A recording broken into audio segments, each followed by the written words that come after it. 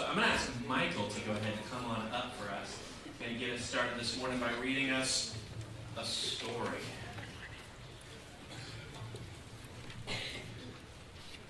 People crowded the streets to see Jesus. Zacchaeus wanted to see too, but he was too short, so he climbed up a tree. As Jesus was passing by, he looked up and said, "Zacchaeus, come down, I want to go to your house." Zacchaeus scrambled down the tree.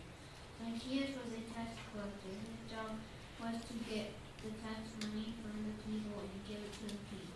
Nobody liked him. He was surprised but happy that Jesus wanted to go to his house. A crowd of people stood outside the house. They grumbled, "Why is Jesus in there?" Zacchaeus told Jesus, "I will give money to the poor and I will pay back anyone I have cheated. In fact, I will give them back more money than I took."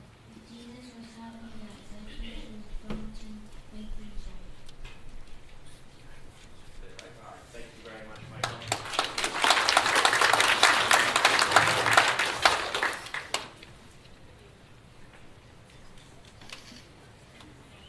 The story of Zacchaeus is the story that we are going to end this series with. We've been going through different stories in the Bible that are super familiar to us, that you might not even need to be involved in church to know the basics of. And I think Zacchaeus, the story of the wee little man, and the wee little man was he, is one of those stories, right? You want to start singing that song? No, you don't. Well, James apparently does.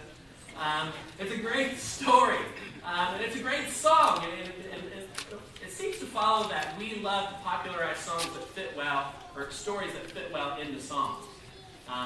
Anyway, that's a whole other thing about how our memory responds to music. In a way, it doesn't respond to lectures. But so, in a way, Steve is a much better teacher on Sunday mornings than I am, by the way. Anyways, that's a whole other thing.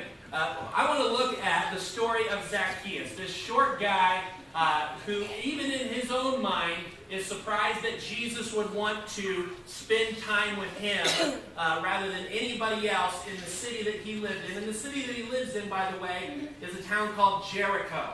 And you may say, "Hey, wait, I thought we got rid of Jericho back in the Old Testament." Well, we did. Jericho is one of the oldest cities in the world, and it's one of those cities that gets destroyed and it's rebuilt, destroyed and it's rebuilt. And if you ever go there, it's just surrounded by all of these different ruins. And here's what Jericho looked like back in the 4,000 years ago, and here's Jericho 2,000 years ago, and here's Jericho now. Because it exists in an oasis in the wilderness, in between Jerusalem and the Jordan River. And so a couple things to know about Jericho. Jericho is the center of trade. Specifically, Jericho specialized in salt.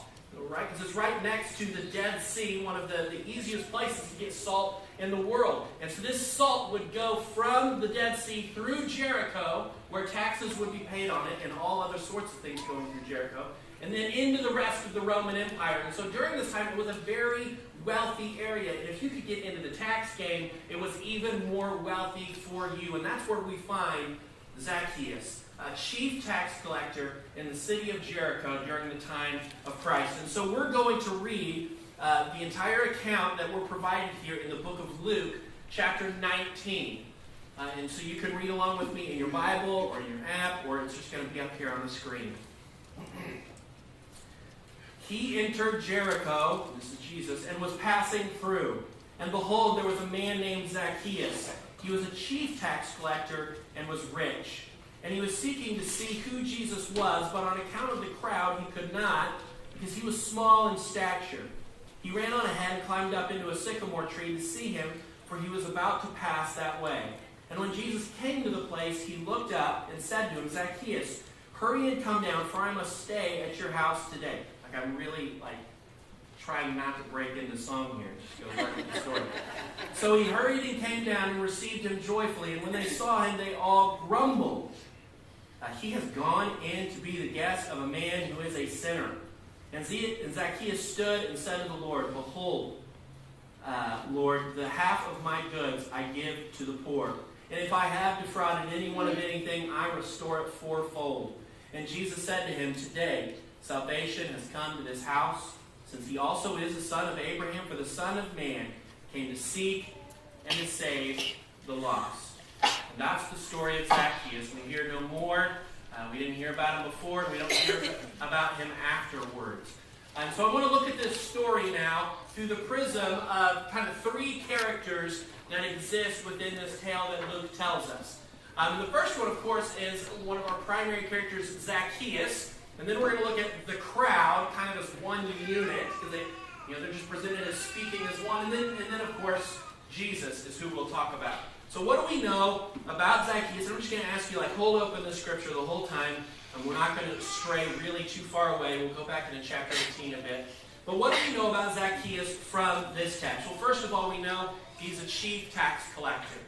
And if we know anything about the history and the context of this story, which many of you are familiar with, that makes him public enemy number 2 or 3. Public enemy number 1 is the Roman Empire.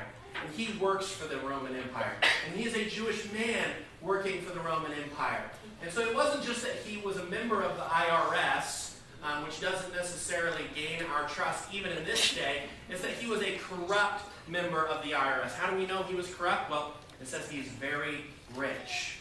And then this is how tax collectors worked during that time. It was kind of up to their discretion to just take as much as they wanted off the top.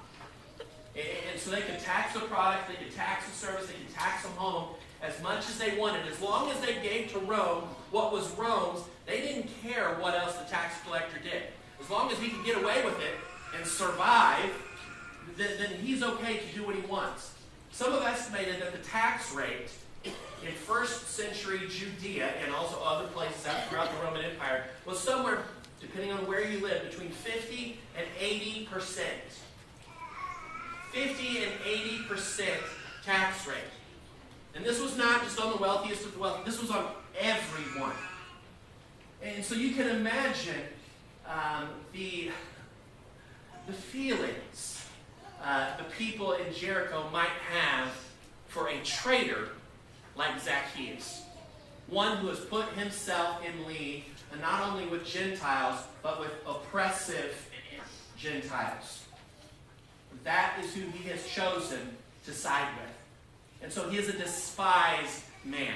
We know he's a chief tax collector. We know he is rich. We know he is despised. And we can see that not just when we understand the cultural context, but also in the way that the people respond to him, right? They are disturbed that Jesus would spend time with someone they label as a sinner. Now, it doesn't go any further and say that he was involved in sexual sin or that he was a liar or just some other sin in some way. And so we are left to understand their estimation of him is based on what Luke has already described as his occupation and his wealth because of that occupation. But also there's a sense, and this is me kind of reading in between the lines, he goes out to meet Jesus, right? He wants to know more about this man. Everyone in the area has heard his name. Everyone knows he's coming through. And so when he comes near to Zacchaeus' home, he wants to get in close to see him. But he says, it says that he can't because the crowds are just too thick. Reading in between the lines, I take that to mean not just that he's short and he can't see over, but that he's not even being allowed to kind of squirm in between and get close. We see passages all throughout the Gospels where Jesus is surrounded by crowds, but the people who really need to get close to him are able to. They're able to squeeze in. They're able to grab the hem of his garment. They're able to get his attention in some way. Zacchaeus, I believe, is being blocked out. And so they see this little short guy trying to squeeze in, like, no, not today. I'm not giving up my spot. I'm not moving over for that dude. He is a despised member of this community, but it doesn't really bother him, right? Because he's rich. He's got everything he needs. And so they can hate me all they want, right? Because, it just pays the bills. Hate me even more. I'll come to your house and take a little bit more of your money, and I'm protected by the Roman Empire. So what are you going to do about it? What are you going to do about it? For some reason, the stories of this man, known as Jesus of Nazareth, have piqued his curiosity. And we see his persistence. He's not just content with, if he comes by, he comes by. If I see him, I'll see him. that kind of a pursuit. And I may just passively run into him, but if I don't, that's okay. Maybe I'll catch up to him in Jerusalem someday. No, he goes out, he seeks out the route that Jesus is trying to take, and he tries to make his way through the crowds. He's a persistent person. And when that doesn't work, he goes down, he anticipates where Jesus is going to be walking next, and he runs down the road and finds a tree that he's able to climb up into.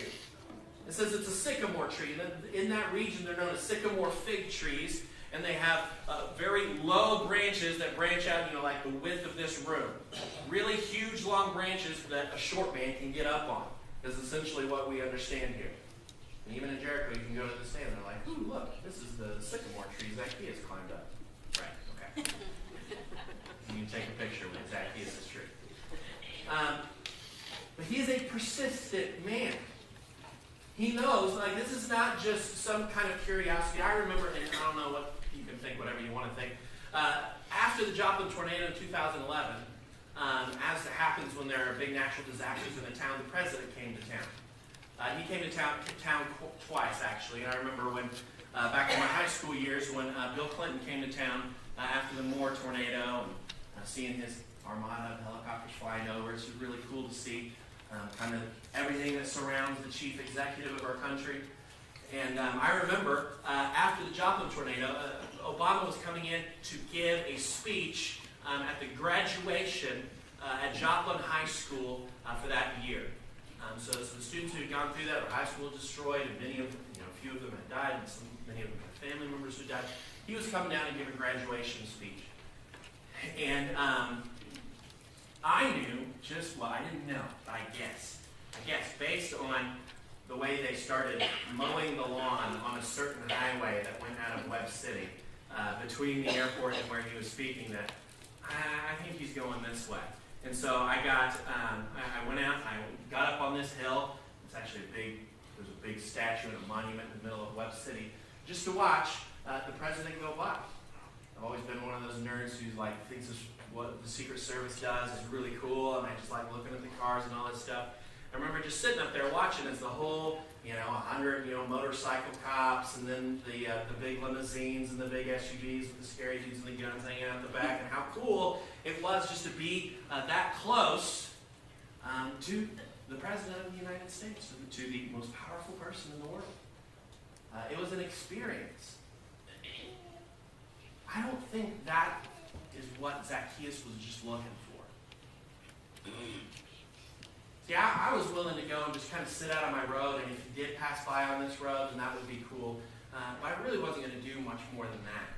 Zacchaeus seems like a man who is not going to be defeated in his goal to get within proximity of Jesus. And I'm going to see him no matter what. If this crowd doesn't allow me, now I don't care. I'm going to go climb a tree. As foolish as that is going to make me look, I'm going to get up to a place where I can see this man that all of these stories are being told about. He is a persistent man. But he has to battle against the crowd. The crowd that has boxed him out, the crowd that has judged him, not only for what they think about him, but for what they know about him, right? What do we know about the crowd from this passage? Well, it seems that they love Jesus, right? I mean, they're really into him. These crowds are following him everywhere he goes. Some of them, we can guess, are there because they want to see a show. They want to see a miracle. Some of them, we can guess, maybe they want something from him. Maybe they are ailing in some way and they need healing. Maybe they're looking for truth. Maybe they're looking for a story. Or maybe they just have that feeling that this is the Messiah. Those whispers are true. And we want to be close to this man. There is a love, there's an admiration, there's a desire to be close to Jesus. We can say that about the crowd. But what else can we say about them? They despise Zacchaeus, yeah? Look at Luke chapter 18. If you just turn back one page, the story immediately before the story of Jesus and Zacchaeus. Verse 35, it says, "As he drew near to Jericho, a blind man was sitting by the roadside begging. And hearing a crowd going by, he inquired what this meant. And they told him, Jesus of Nazareth is passing by. And he cried out, Jesus, Son of David, have mercy on me. And those who were in front rebuked him, telling him to be silent, but he cried all the more, Son of David, have mercy on me. So this is the same crowd. Boxing out Zacchaeus wasn't the first time they've acted in this way. There's a blind beggar on the side of the road who hears Jesus and immediately knows who he is. He doesn't just say, oh, Jesus. He says, Jesus, Son of David.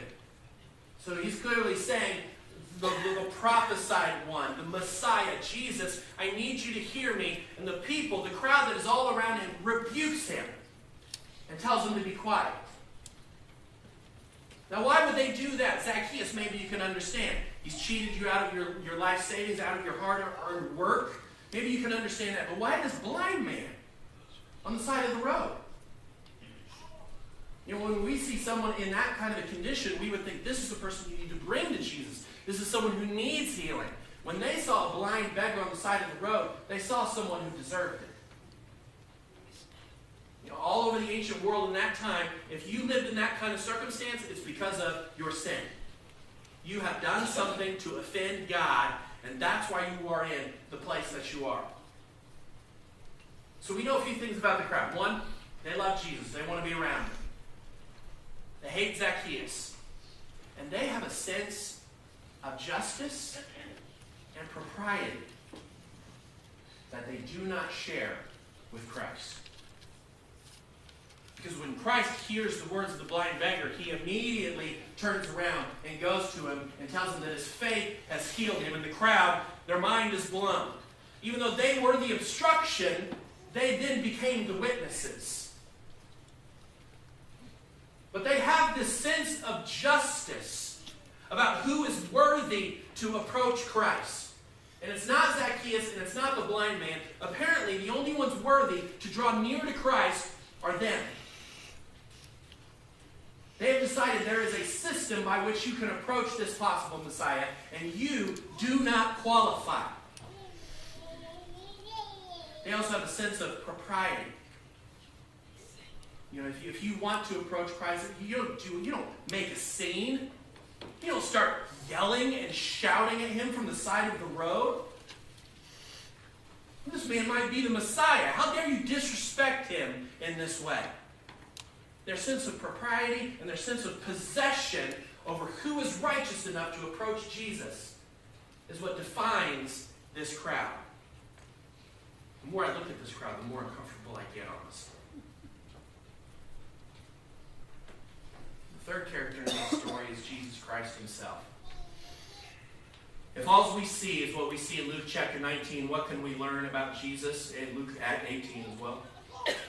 Well, we know he's famous.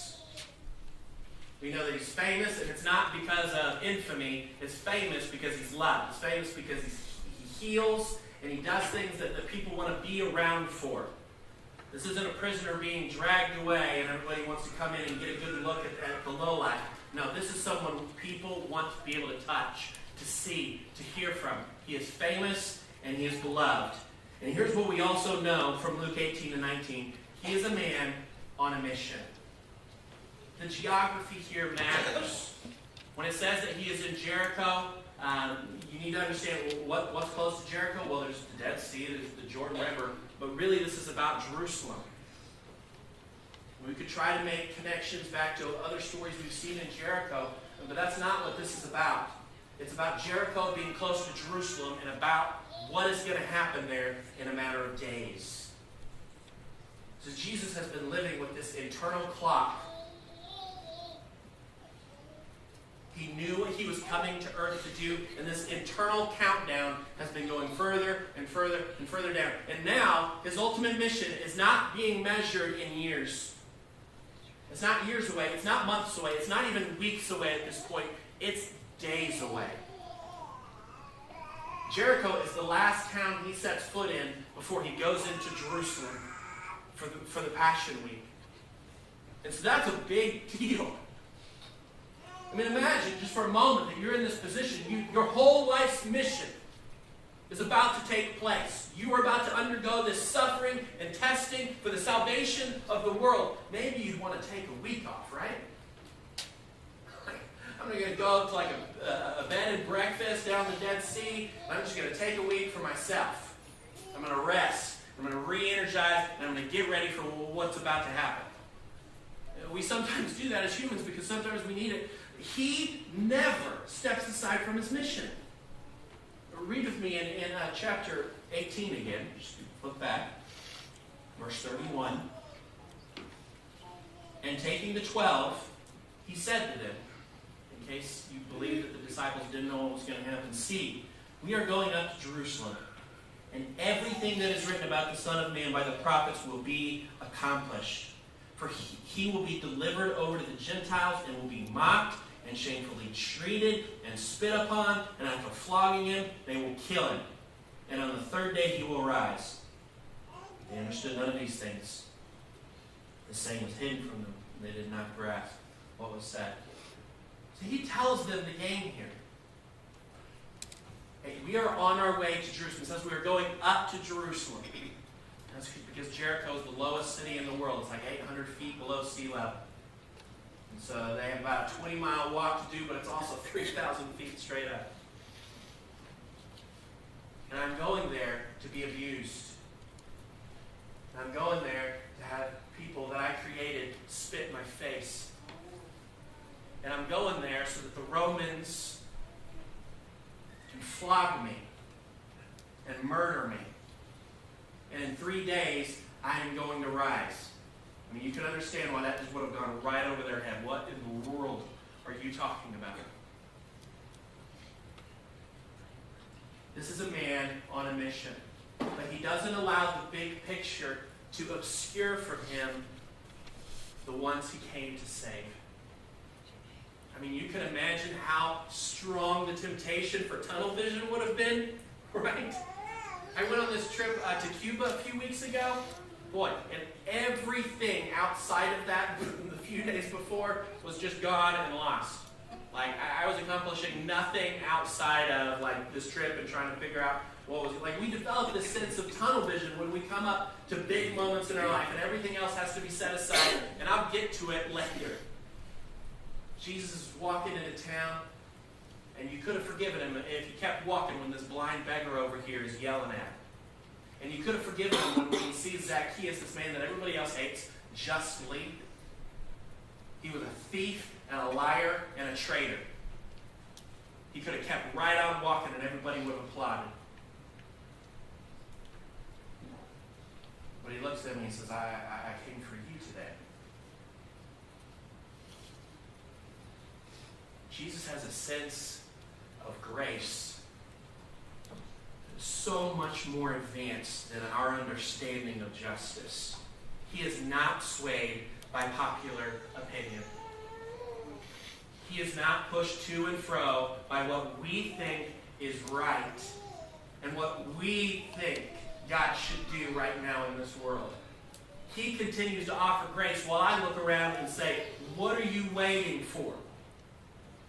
He continues to allow day after day to go with grace held out and forgiveness being offered to the lowest of the low in this world. The people that we would look at and say, he's a traitor, he's a liar, he's a thief. He doesn't deserve to come into this place. He doesn't deserve to know who Jesus is. Well, of course he doesn't. Of course he doesn't deserve that. But no one in the crowd did either. No one in this crowd deserves that either. And when we become that crowd with this entitled sense of justice that begins to build walls and barriers around access to Christ, wow. And there's a proper way to do things. Don't make a scene. You need to get your life cleaned up a little bit. Don't come to him as a traitor. Don't come to him with this Roman background. You need to clean up that life, and then we can talk about letting you walk down this aisle.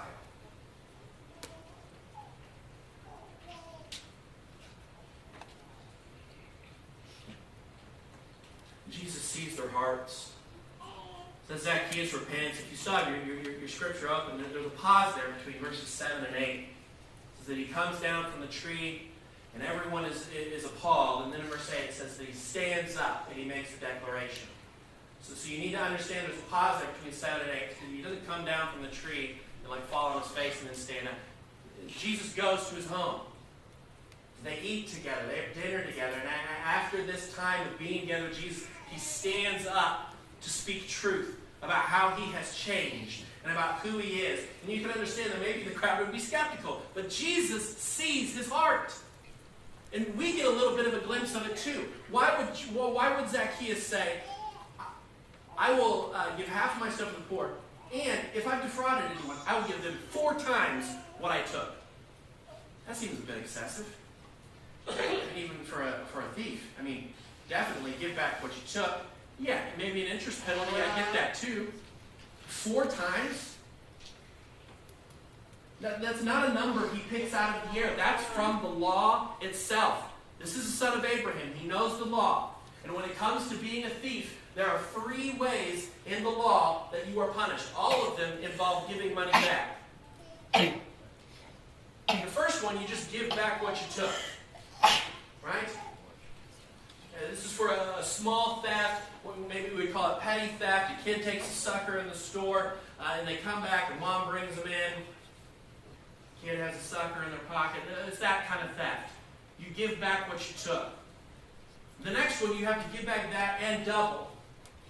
This is you stealing something of real worth that hurt the person you took it from.